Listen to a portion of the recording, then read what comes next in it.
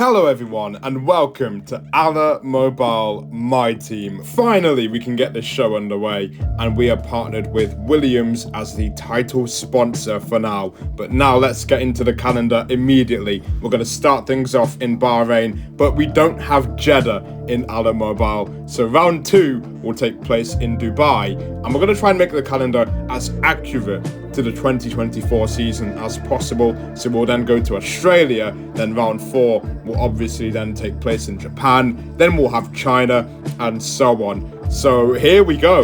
We're going to stick with the main 2024 grid for the series, not adding any viewers as of yet. Maybe I'll consider that in the future, but I'd rather not make everything a bit complicated and keep it simple for this Allah Mobile series. And in Monoposto could be where we get into the nitty-gritty of all of the viewers and the F3 and F2, which makes me want to cry inside every time I set up that random number generator. But have a look at the calendar and let me know your thoughts. We had Germany, then Italy, and then of course Brazil, as that is the full calendar on the game. And now we're going to go through the rules of this series to make sure that we have a big old challenge, because sometimes on this game you can get carried away and you can absolutely wipe the floor with the AI. I'm not entirely sure if that is the case now with the update, but we'll have to find out. But to make sure, we'll have a default setup, a controller, 100% fuel in qualifying because the AI are quite weak in qualifying at the moment. And rule 4 is question mark. I don't know what other rules to add. Let me know what I should add to nerf myself in this save. But let's not waste any more time. We get straight into qualifying on the hard tyre with 100% fuel. And we nearly got murdered by Magnussen there at the final corner. But we do go up to P9, which we get pushed down to P10 and eventually P12, where we didn't even have to set another lap in qualifying to get through. Meanwhile, my teammate got knocked out in Q1. And meanwhile then we move into Q2 and I just ended up crashing. I really couldn't be bothered doing qualifying because before this there was another take that I had recorded and apparently I had no more storage. Looks like somebody forgot to delete all the videos from Silverstone. But we move into Q3, which I did simulate, and Leclerc wiped the floor with the grid and took pole position.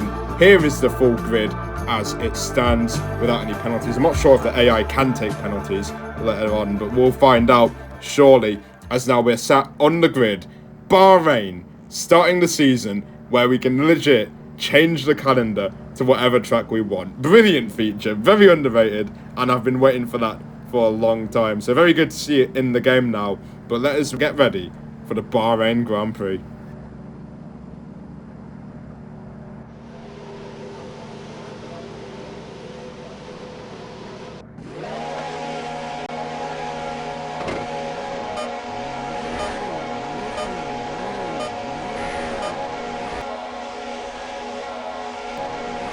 And we get underway in Bahrain, and the reaction time was relatively poor. However, the AI have held themselves up going into turn 1, so I'll stick to my line on the outside line. Through turn 1 we go. We're going to try and hold it round the outside of all the chaos and make sure we don't get caught up in any kind of collision. Through turn 2 we go, side by side with the Alpine of Pierre Gasly, who's not willing to give me any room on the straight, and that leaves me vulnerable to Lance Stroll behind, who will send one down the inside at turn 4, also not willing to leave me any room. And I'm already learning I'm going to have to get my elbows out here. Through turn 5 and 6, round the outside, turn to the inside, we get ahead of him, and now we're going to have a go on Pierre Gasly. Stroll will try on the outside, and we are 3 wide through turn 8. Somehow, all of us getting through the corner without facing the wrong way. Stroll will be the biggest winner out of the 3 of us. I'm going to have to settle to stay in P15 with, I think, Daniel Ricciardo behind me,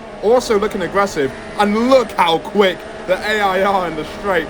I cannot keep up with that with the default setup. However, I do have good turning, meaning that does kind of balance everything out around Bahrain. So that means we have a big issue in Sector 1 and Sector 3, because now we're going to have to try and use all the battery to defend from Yuki Tsunoda now, who will send it into the final corner, and he will whack the Alpine of Pierre Gasly. Somehow they both go through with no damage. I've dropped another position, and now I have Daniel Ricciardo on my case on the main straight. I didn't know I was playing F1 22 because look at that straight line speed, but Ricciardo will brake very early, or I've braked very late and gone very wide there, but we do manage to stay ahead of the Australian, squeezing him out on the exit of turn 2, and I'm already very worried about Albon here, because if you look behind, there's been a collision, and of course it would be Daniel Ricciardo who has wiped out my teammate, and maybe that should be a sign for me to look out for those racing balls, because they are looking very aggressive and might even wipe you out of a race. But moving on, round the outside of Yuki Tsunoda through turn 1 as we begin lap 3, and Tsunoda tags onto my rear tyre, holding us both up. And now we're in a big train, and the train in front of us have gone away. Thank you very much, Yuki. He's not done there. He will have a look at turn 4, and he will get the move done by effectively barging me off the track. And how is this helping any of us? We're never going to get the top 10 if we keep colliding with each other. I'm going to try and fight back. We do a switchback, and I tried to turn in early, making contact there, nearly getting spun round by the Toro Rosso, let's call it. But the V-car of Tsunoda will stay ahead with that straight line speed on the exit of turn 8.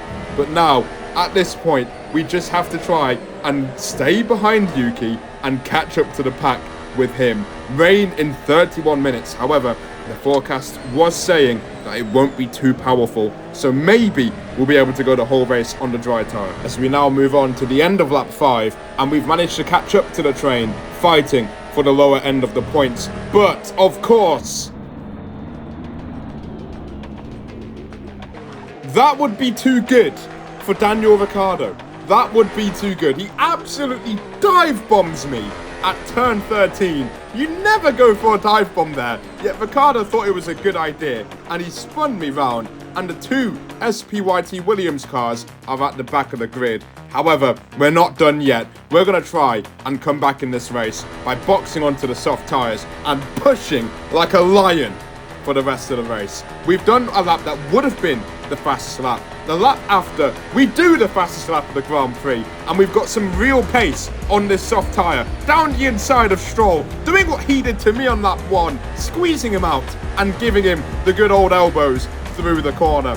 Next up is Pierre Gasly. We do the switchback, and he can do nothing about the speed we're carrying through those fast corners. We do have the aero for it, and it is really showing as we get a really good exit out of turn 13 on Valtteri Bottas. But unlucky, we do not have the straight line speed to compete with him there. Going into the final corner, we just have to sit behind him, get alongside through the corner. He is so slow in that kick salver, despite being on newer tyres. And with the overtake and DRS, we get ahead of him. And now it is time to overtake the man who tried to end our race, Daniel Ricciardo, also on newer tyres than me, but he can't do anything through the corners. We overtake the Racing Bulls driver, and we get past him with ease. But as a little bit of a trend throughout the whole race, these guys will not give up. They want to get to Red Bull, you can tell. Ricciardo to the inside, we leave him the room, and he goes into the left rear tyre, and he spins himself around. Have it, Daniel Ricciardo. We are going to move on like nothing happened, and he can have fun at the very back of the grid. We now catch up to his teammate, Yuki Tsunoda, but at this point, my tyres are really going, and it has begun to rain, so the grip really isn't there anymore, but we are still fighting the Racing Bulls driver, and we get ahead of Yuki Tsunoda way before turn 1, but Tsunoda will dive bomb it into turn 1, and I can do nothing but watch as the Japanese driver gets back up to P12. But now at this point, it's about staying on the damn track. Look how much it is raining. I'm pretty sure it is time for the intermediate tyres, but we will attack Tsunoda anyway. Going down the main straight, we're going to try and go into the pit lane. That's race over. That's race over already. And we've ended up DNFing. Into the wall we go, because Tsunoda tried to go into the pit lane. He tagged my tyre, spun me round 360 degrees, and I ended up in the wall, and my rear tyre fell off. What a debut. What a debut. But that was round 1 of my team. Getting taken out 3 times by the Racing Bulls team. We might already have a rival in this series, as look at my poor character. Absolutely gutted. Probably parked up on the main straight, climbed over the fence and went to cry. Meanwhile, someone who will not be crying is Kevin Magnussen and Ferrari.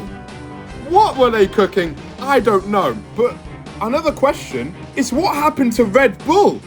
Well, Verstappen took a note out of Perez's book and finished P10. Perez P9, that's not really shocking at all in 2024. But Verstappen, something must have happened in the time that I DNF. Maybe Verstappen has been on iRacing a little bit too much and his safety rating went down. I don't even know. But that is the end of today's video. Be sure to like and subscribe for more content, and not the debut we were looking for. But fortunately, we do have Dubai next, where we can get destroyed in a straight line even more than in Bahrain. I will see you all in the next video. Goodbye. What it really means to live life gold.